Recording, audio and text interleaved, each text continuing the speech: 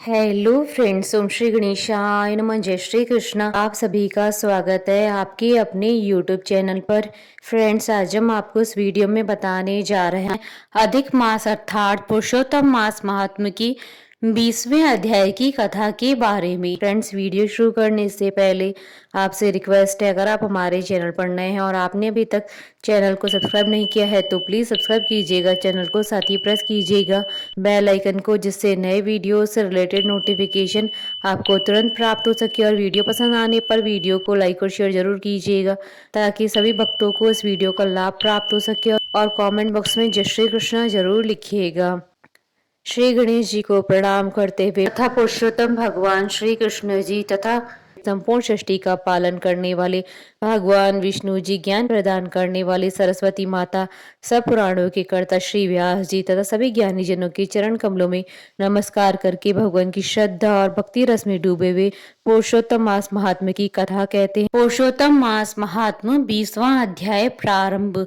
सूत जी बोले, हे विप्रो, नारायण के मुख से राजा दर्दनवा की पूर्व जन्म का वृतांत श्रवण कर अत्यंत तृप्ति न होने के कारण नारद मुनि ने श्री नारायण से पूछा। नारद जी बोले, हे तपोधन महाराज, दर्दनवा ने मुनि श्रेष्ठ वाल्मीकि जी से क्या कहा, सो विस्तार सहित विनीत मुझको कहिए। नारायण बोले, हे नारद सुनिए, राजा दर्दनवा ने महाप्राज्ञ मुनि श्रेष्ठ वाल्मीकि मुनि की प्रार्थना कर जो कुछ कहा सो मैं कहूंगा। दर्दनवा बोला, मोक्ष की इच्छा करने वाले लोगों से पुरुषोत्तम मास का सेवन किस प्रकार किया जाए, क्या दान दिया जाए और इसकी क्या विधि है, यह संपूर्ण लोक के कल्याण के लिए मुझसे कहिए, क्योंकि आपके समान महात्मा संसार के हित के लिए ही पृथ्वी पर भ्रमण करते हैं। ये पुरुषोत्तम मास स्वयं साक्षात पुरुषोत्तम भगवान है। उस पुरुषोत्तम मास के सेवन से महान पुण्य होता है। यह बात मैंने आपके मुख से भली भांति सुनी है। मैंने पूर्व जन्म में सुदेव नामक ब्राह्मण श्रेष्ठ होकर विधि से पुरुषोत्तम मास का सेवन किया, जिसके प्रताप से मेरा मृत पुत्र उठ खड़ा हो गया। हे ब्रह्मन, पुत्र शोक के कारण निरंतर निर्हारी मेरा ये पुरुषोत्तम मास बिना जाने ही बीत गया। अज्ञान से हुए पुरुषोत्तम मास का ऐसा फल हुआ कि मृत्यु को प्राप्त भी सुखदेव उठ खड़ा हो गया। हरि भगवान के कहने पर इस अनुभूत पुरुषोत्तम मास का सेवन किया। हे तपोधन, मुझे इस जन्म में वह सब विस्मृत हो गया है, इसलिए इस पुरुषोत्तम मास का पूजन विधान विस्तार पूर्वक मुझसे फिर कहिए। वाल्मीकि जी बोले, ब्रह्म मुहूर्त में उठकर परम ब्रह्म का चिंतन करे, उसके बाद बड़े पात्र में जल लेकर नैत्रक्य दिशा में जाए। पुरुषोत्तम मास को सेवन करने वाला शौच के लिए ग्राम से बहुत दूर जाए। दिन में तथा संध्या में कान पर जनेऊ को रखकर और उत्तर मुख होकर पृथ्वी को तृण से आच्छादित कर वस्त्र से सिर बांध कर और मुख को बंद कर अर्थात मौन होकर न थूके और न ही श्वास ले, इस तरह मलमूत्र का त्याग करें। और यदि रात्रि हो तो दक्षिण मुख होकर मलमूत्र का त्याग करें और मूत्र इंद्रिय को पकड़कर उठे। शुद्ध मिट्टी को लें, आलस्य छोड़कर दुर्गंध दूर करने के लिए मातृका से शुद्ध करें। लिंग में 1 बार, गुद्दा में 5 बार, बाएं हाथ में 3 बार, दोनों हाथों में 10 बार मिट्टी लगावे, दोनों पैरों में 14 बार लगावें। यह गृहस्थ आश्रमी को शौच कहा गया है। इस तरह शौच कर मिट्टी और जल से पैर और हाथ धोकर दूसरा कार्य करे। तीर्थ में शौच न करे, तीर्थ से जल निकाल कर शौच करे। 2 हाथ जल वाले गड़ई को छोड़कर यदि अनुधृत जल में अर्थात तीर्थ में शौच करे तो बाद में तीर्थ की शुद्धि करे, अन्यथा तीर्थ अशुद्ध हो जाता है। इस प्रकार पुरुषोत्तम का उत्तम व्रत करने वाला शौच करे। तदंतर 16 कुल्ला अथवा 12 कुल्ला करे। मूत्र का त्याग करने के बाद 8 अथवा 4 बार कुल्ला गृहस्थ करे। उठकर प्रथम नेत्रों को धो डाले, दांतुन ले आवे। इस मंत्र को अच्छी तरह से कर दांत वादन करे। हे वनस्पति, आयु यश बल वर्च प्रजा पशु वसु ब्रह्म ज्ञान और मेधा को मेरे लिए दो। अपामार्ग अथवा बैर की 12 अंगुल की छेद रहित दांतुन कानी उंगली के समान सोटी हो, जिसके पर्व के आधे भाग में कूंची बनी हुई हो, उस दांतुन से मुख शुद्धि करे। रविवार के दिन काष्ठ से दांतुन करना मना किया गया है, इसलिए 12 कुल्ला से मुख शुद्धि करे। आचमन कर अच्छी तरह प्रातः काल स्नान करे। स्नान के बाद उसी समय तीर्थ के देवताओं को तर्पण के द्वारा जल देवे और समुद्र में मिली हुई नदी में स्नान करना उत्तम कहा गया है। बावली कूप तालाब में स्नान करना विद्वानों ने मध्यम कहा है और ग्रस्त को गृह में स्नान करना सामान्य कहा गया है। स्नान के बाद शुद्ध और शुक्ल ऐसे दो वस्त्रों को धारण करे। ब्राह्मण कंधे पर रखे जाने वाले उत्तरीय वस्त्र को सावधानी के साथ हमेशा धारण करे। पवित्र स्थान में पूर्व मुख अथवा उत्तर मुख होकर बैठें और शिखा बांधकर दोनों जांघों के अंदर हाथों को रखें। कुश की पवित्री हाथ में धारण कर आचमन क्रिया को करें। ऐसा करने से पवित्री अशुद्ध नहीं होती है, परंतु भोजन करने से पवित्री अशुद्ध हो जाती है। इसलिए भोजन के बाद उस पवित्री का त्याग करें। आचमन के बाद गोपी चंदन की मिट्टी से तिलक धारण करें। वह तिलक ऊर्ध्वपुंड हो, सीधा हो, सुंदर हो, दंड के आकार का हो, ऐसा धारण करें। ऊर्ध्वपुंड हो अथवा त्रिपुंड हो, उसके मध्य में छिद्र बनावे। ऊर्ध्वपुंड में लक्ष्मी के साथ हरि भगवान स्वयं निवास करते हैं। त्रिपुंड में पार्वती से साक्षात शंकर भगवान सर्वदा वास करते हैं। बिना छिद्र का पुंड कुत्ते के पैर के समान विद्वानों ने कहा है। सफेद तिलक ज्ञान को देने वाला, लाल तिलक मनुष्य को वशीकरण करने वाला कहा गया है। पीला समस्त रिद्धि को देने वाला कहा गया है। इससे बिन तिलक को नहीं लगावे। गोपी चंदन की मिट्टी से शंख चक्र गदा पद्म आदि धारण करे। यह संपूर्ण पापों का नाश करने वाला और पूजा का अंग कहा गया है। जिसके शरीर में शंख चक्र आदि मनुष्य के आयुधों का चिन्ह देखने में आता है, उस मनुष्य को मनुष्य नहीं समझना चाहिए। वह भगवान का शरीर है। जो शंख चक्र आदि चिन्हों को नित्य धारण करता है, उस देही के पाप पुण्य रूप हो जाते हैं। नारायण के आयुधों से जिसका शरीर चिन्हित रहता है, उसका कोटि कोटि पाप होने पर भी यमराज क्या कर सकता है। प्राणायाम करके संध्या वादन करें। प्रातः काल की संध्या विधि पूर्वक नक्षत्र के रहने पर करे। जब तक सूर्य नारायण का दर्शन न हो तब तक गायत्री मंत्र का जप करे और सूर्य स्थापन के मंत्रों से उठकर अंजकली बांधकर उपस्थान करें। सायंकाल के समय अपने पैर को पृथ्वी में करके नमस्कार करें। जो कमी रह गई हो उसको इस मंत्र से पूर्ण करें।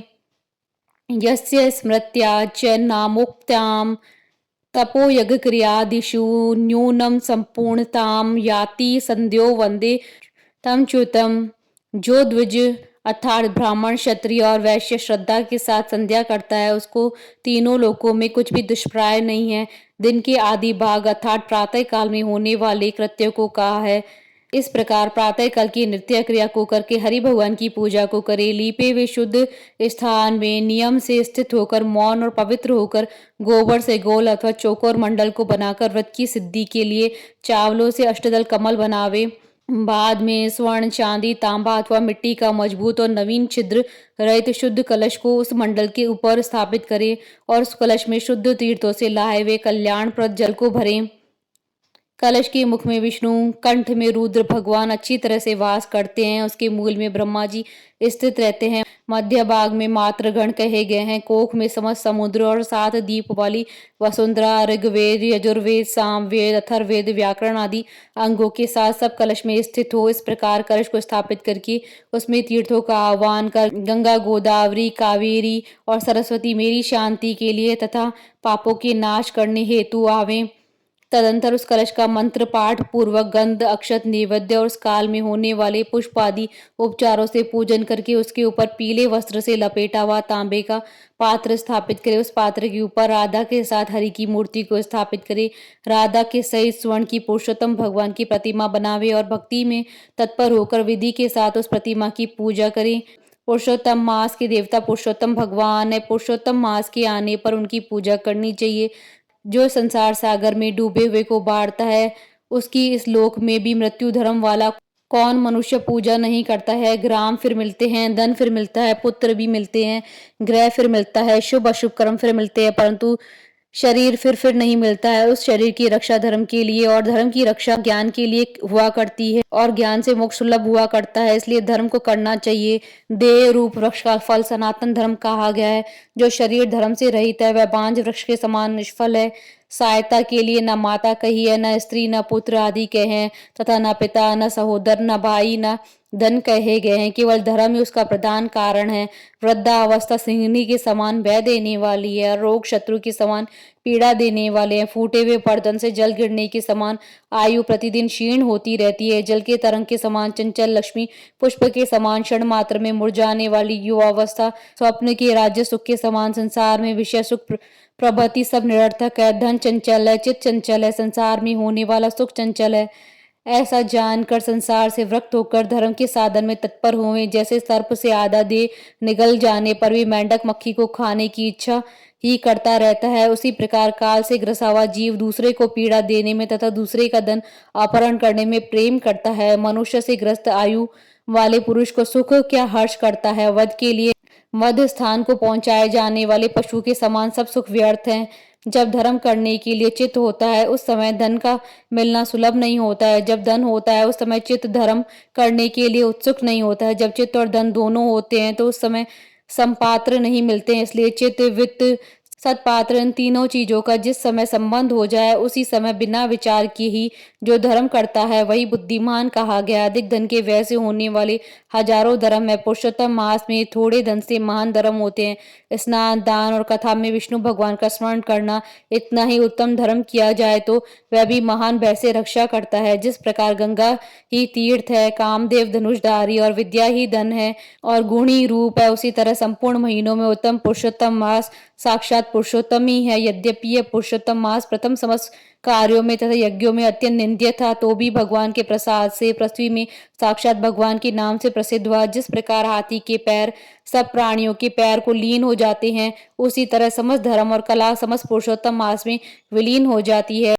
जिस प्रकार और नदियों की तुलना गंगा के समान नहीं की जा सकती, कल्प वृक्ष के समान अन्य वृक्ष नहीं कहे जा सकते हैं, चिंतामणि के समान दूसरे रत्न पृथ्वी में नहीं हो सकते, कामधेनु के समान दूसरी गौ नहीं हो सकती है, राजा के समान दूसरे पुरुष नहीं हो सकते, वेदों के समान समस्त शास्त्र नहीं होते, उसी प्रकार समस्त पुण्य काल इस पुरुषोत्तम मास के पुण्य काल के समान नहीं हो सकते हैं। पुरुषोत्तम मास के देवता पुरुषोत्तम भगवान है, इसलिए भक्ति और श्रद्धा से पुरुषोत्तम भगवान की पूजा करनी चाहिए। शास्त्र को जानने वाला कुशल शुद्ध वैष्णव सत्यवादी और विप्र आचार्य को बुलाकर उसके द्वारा पुरुषोत्तम मास की पूजा करें। अंतःकरण होने वाले मोह, काम, क्रोध, लोभ, मद, मातर्स्य आदि रूप बड़ी बड़ी मछलियों से पूर्ण है। अत्यंत गंभीर वेग वाले संसार रूप सागर को पार करने की इच्छा करता है। वह इस भारतवर्ष में आदि देवता पुरुषोत्तम भगवान का अच्छी तरह पूजन करे। इति श्री वृहद नारद पुराणे पुरुषोत्तम मास महात्म 20वां अध्याय संपूर्ण। बोलिए भगवान श्री हरि विष्णु जी की जय, सनातन धर्म की जय। हमारे साथ इस वीडियो में अंत तक बने रहने के लिए आपका धन्यवाद। ओम श्री गणेशाय नमः। जय श्री कृष्णा।